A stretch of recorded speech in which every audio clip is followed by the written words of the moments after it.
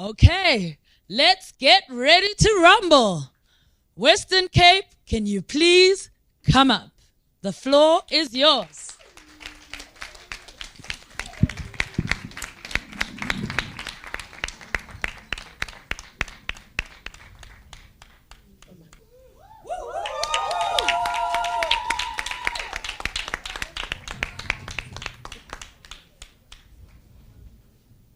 Protocol thoroughly observed. Standing in front of you is Mila Azizingele, a grade 11 learner at Snako High School in Kailicha in the Western Cape. And boy, I'm so excited to be here today. BRICS is a group of world economies from Brazil, Russia, India, China, and also South Africa. The original acronym BRIC was formed in 2001 by an economist named Jim O'Neill to describe fast-growing world economies that he predicted would collectively dominate the global economy by 2050. When South Africa officially became a member of the BRICS alliance, its aim was to strengthen South Africa and Africa's relation. Even though it has much smaller population and economy compared to other African countries, other factors such as raw minerals and also other attraction worked in its favor. But the question is BRICS really working for South Africa? I'll be honest with you. We are optimistic that BRICS is going to work for South Africa. However, I will let the ladies on my left to elaborate on that point. Now, introducing the Western Cape team. On speaker number 2, we have a pageant queen from Padale High School, Minentle Makitikit. She will be addressing us about the role that a more integrated public network plays. And with technology being a thing nowadays, how can we use that to make roads safer for all? On speaker number 3, we have a very strong personality, also from Padale High School, Tim Nakulata. She will be informing us about the impact that upholding the rule of law has on economic growth. On speaker number 4, we have a very composed personality, welcoming Anita Mapija from Utolo High School. She will be telling us about the way forward and how can we as a country attract more investors to the benefit of our people.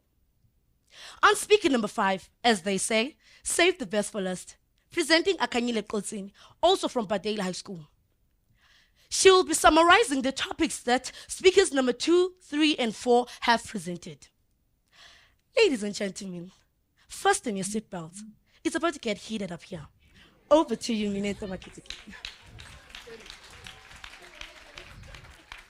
Transportation is crucial in the society and plays a pivotal role in the economic growth and development.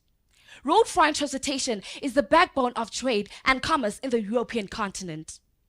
And heavy-duty vehicles carry about 71.3% of the trade transportation over land. From a general standpoint, the impact of transportation can either be direct, indirect, or induced. At the aggregate level, transportation can be reduces in the many economic sectors, while in the inefficient, these costs are increased. Transportation can be categorized in 3 types: the operational, the core, and the geographical dimensions. Transportation enables people and organizations to travel throughout their nations and around the globe, and fostering trade relationships with the intentions of making money. Transportation can be assessed through macroeconomic and microeconomic perspective, and I will talk about the macroeconomic perspective. At the macroeconomic level, logistics can account for between 6% to 25% of the GDP. The value of transportation increases all the costs, including infrastructure and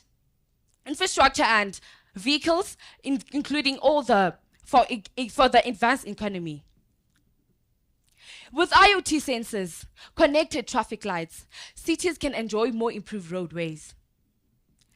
Cities can enjoy more improved roadways if they have a more secure and good way to communicate with each other.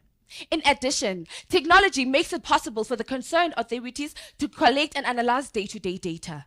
In addition, IoT technologies can provide emergency responders, enabling them to respond more quickly and effectively.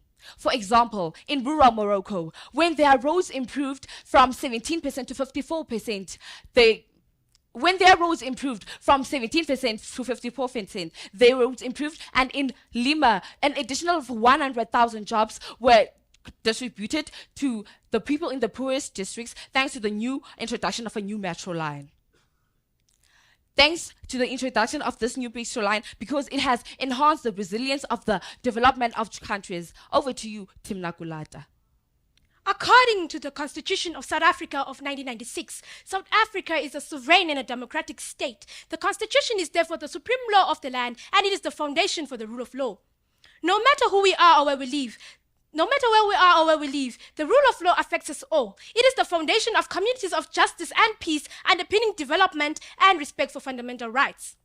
The rule of law comprises of 4 components, which are accountability, open government, just law, and accessible and impartial justice.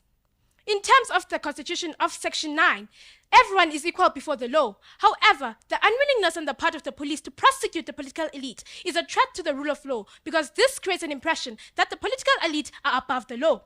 For example, when former President Jacob Zuma was charged for corruption and those charges were set aside in 2009, this per se creates an impression that the criminal justice institutions are manipulated to protect the interests of the political elite. Where the rule of law is stronger, the economy will be stronger. Where the rule of law is weaker, the economy will be weaker. The economy grows because of foreign investments. Tell me which investor will be willing to invest in a country that is plagued by lawlessness? Let's take a look at KZN, for example. When President Jacob Zuma was arrested, people looted from shops. This kind of conduct drives away investors and has a negative impact on the economy. The country lost billions. And no investor was willing to invest in this country. The corruption at Eskom is one of the reasons why we experience load shedding today. Brian Mulife and others have alleged to have looted Eskom, and that is one of the reasons why we have load shedding. Whether the president appointed a minister of electricity or not, we should not be where we are today. In conclusion, we as a country need to strengthen our rule of law, have stricter laws that bring criminals to book, and only then, when our South African economy strives, I'll be passing over to my 4th speaker, Anita Mapicha. In the last 10 years, South African economic stagnation has been reflected in lack of private sector investments, whether locally or through foreign direct investment. The level of private sector investment is still around 20% lower than the level reached before the global financial crisis in 2008. Foreign direct investment has now reached its low levels. During COVID-19, the economy was negatively affected. However, there was an agreement among social partners that there should be a substantial structural change in the economy to unlock growth and allow for development within the economy. The government's conviction is that we must massively mobilize all our resources and efforts in economic activities that will make the economy recover in a sustainable way. The South African economy have over time experienced a series of downgrades, including state-owned enterprises. South Africa has experienced a series of downgrades, including state-owned enterprises. This impacted adversely on the cost of borrowing. South Africa is now on the threshold of an important opportunity to reshape its economic landscape. The South African Reconstruction and Recovery Plan was put in place. For the plan to achieve its objective, the country needs to be stable and capable.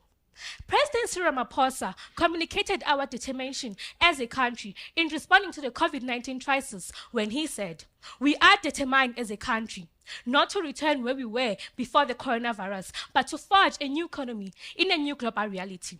The South African Economic Reconstruction and Recovery Plan consists of 3 phases, which are preserve and engage, recovery and reform, reconstruct and transform, which entails building a resilient, sustainable, and inclusive economy.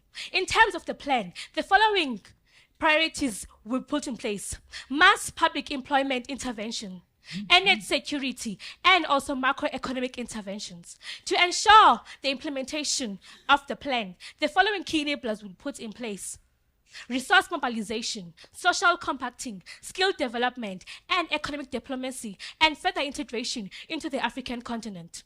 This is where BRICS comes in. BRICS provides the economy with energy security and also provides financial services, technology advances. In the final analysis, the South African Construction and Recovery Plan seeks to build a new economy that provides employment for all its citizens and provides and creates a better life for all. I will now be handing over to Akanyile Kotsile. Movement is communication. The role played by technology in our future transportation is considerable. Technology is fostering innovation and transforming how we get around on our daily lives. From electric vehicles to self-driving automobiles, hyperloop trains, and artificial intelligence. Technology is advancing. The question is, what are we doing as the economy to take advantage of that? House at large. Poverty often stems from disempowerment, discrimination, and prejudiced views.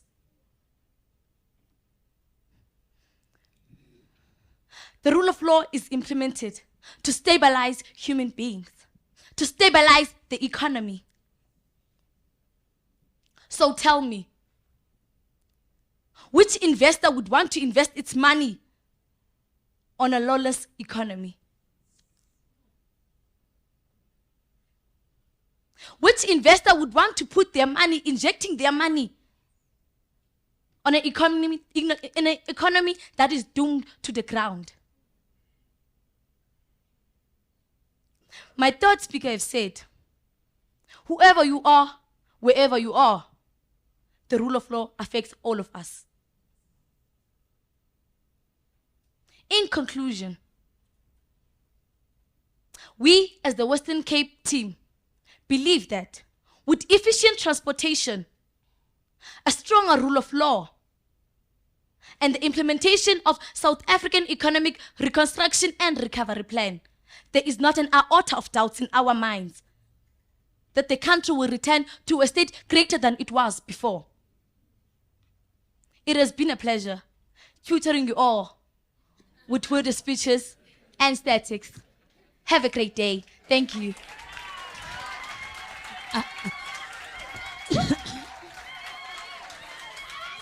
I think it is safe to say that our future is in good hands. Can we give them another round of applause? Well done, Western Cape.